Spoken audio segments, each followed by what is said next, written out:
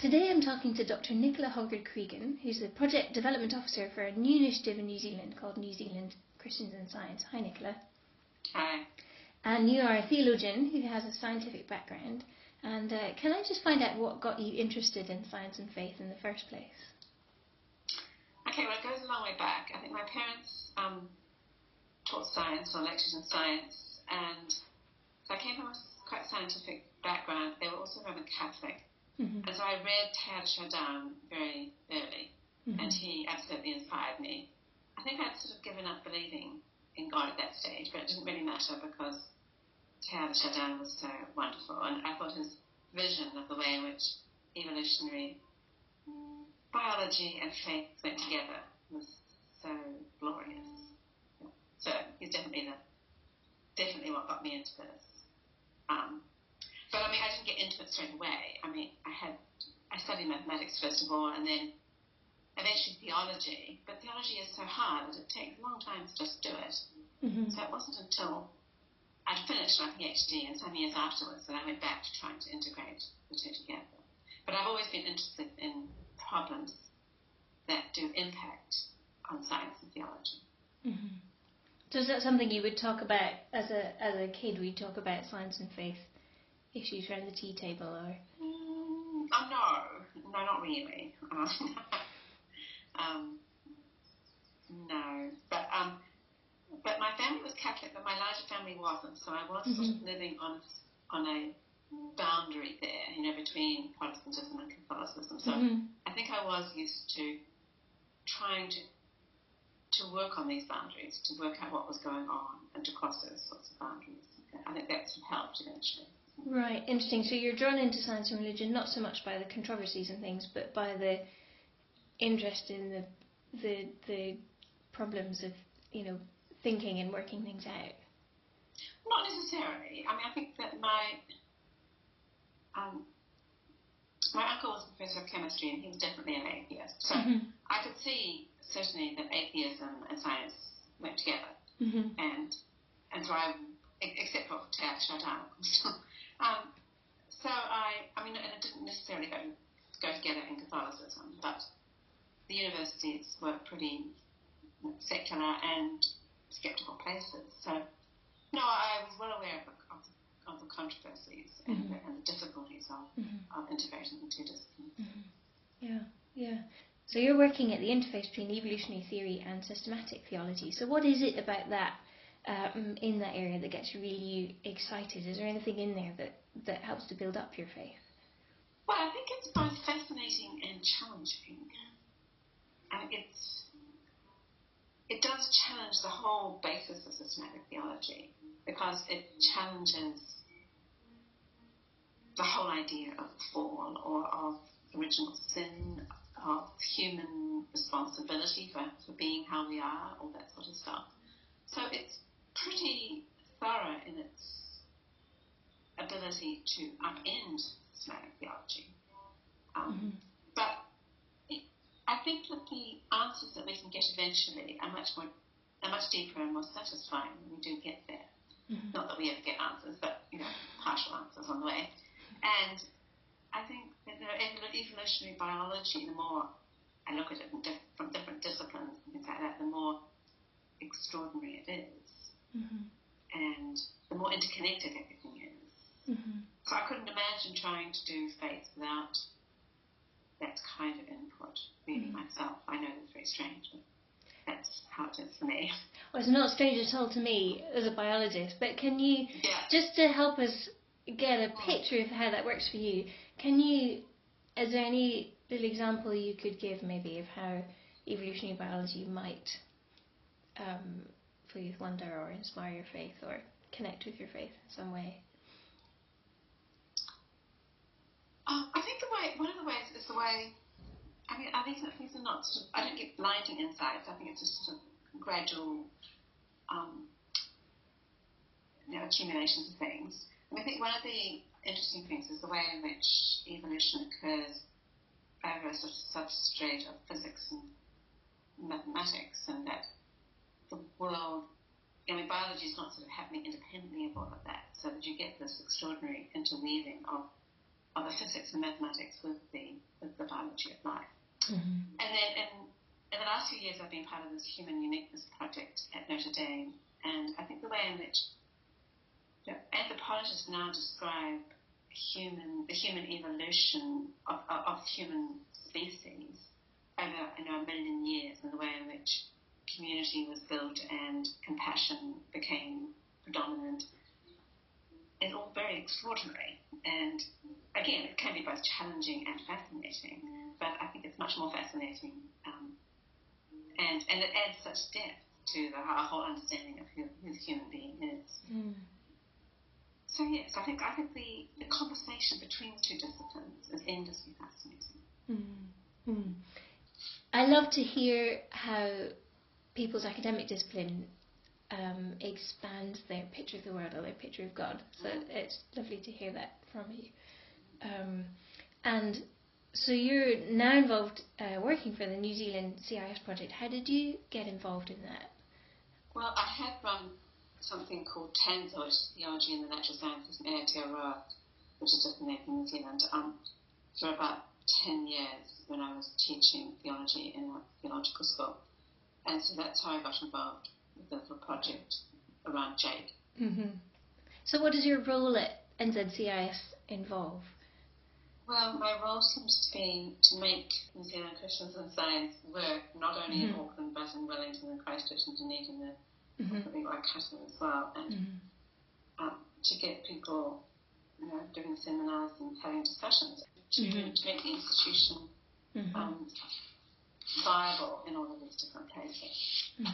So we're having launch events and organising lectures and things like that. So you're making a lot of what's happening with NZCIS happen so far, and you have all these launch events and lectures and things happening in the last couple of months and coming up. So have you got any stories to tell about, as things are, you've been involved in Auckland for a while in the science faith discussion, but as those things start to happen around the rest of the country, people get involved. Have you got any stories to tell about what's been happening? Well, it is pretty early days. Our academic year only begins in March, and so although we were working right before that, it really is pretty early days. So I've had a few fairly low-key meetings in other centres, and we had this bigger launch event in Auckland. So yes, there's a lot of interest. We haven't had many lectures yet or whatever. We're just beginning to organise discussions. So yeah, there's people coming out of the woodwork who are enthusiastic, and I hope they'll get involved. But as you know, with both students and faculty, they're all totally overworked. So it's a matter of trying to get people who've got a little bit of time to make things work. And also we've got a great relationship with the chaplaincy of Auckland University, so that I've got an office there, and I'm sort of working with the chaplain, and that really makes it possible because there is a place and a site for the whole to happen. Great. So you're at a stage in New Zealand of networking people together, finding out who's enthusiastic, and also who wants input, who's interested in input and getting involved. Great. Yes, and to try and find out what would be helpful for them, especially in other centres. And I can't really go and tell them that. No, exactly. And you've been involved in international projects. You've been over here. You've been to the US. Is there anything particular about the New Zealand context that changes the discussion in any way? Well, there's very little theology done in a way. We don't have. It's a very, very secular country. Theology is done at Otago University. It's struggled to get a foothold in Auckland, and that makes any kind of academic discussion much, much more difficult. Okay. There's a fairly high suspicion of anything to do with Christianity in New Zealand universities. So trying to combine science and Christianity isn't necessarily an easy task. Right. So I think that's a bit different from either the US or the UK. And what about being in a country where it's not densely populated like here? People are. I like to think people would perhaps have a better appreciation of the natural world. maybe change the way they see the living world or their relationship between science and faith? I don't think it really does, but I mean, for a lot of New Zealanders, the natural world is pretty important. You know, I mean, we do go hunting and hiking and things like that, but you do that in England as well, and our cities look, you know, pretty full of people. Mm-hmm. So I don't know. I mean, I think the New Zealand bush does have a particular draw on people, and so for those of us who aren't interested in nature, yes, it's pretty important. Mm-hmm. But I don't know that it changes the conversation in general.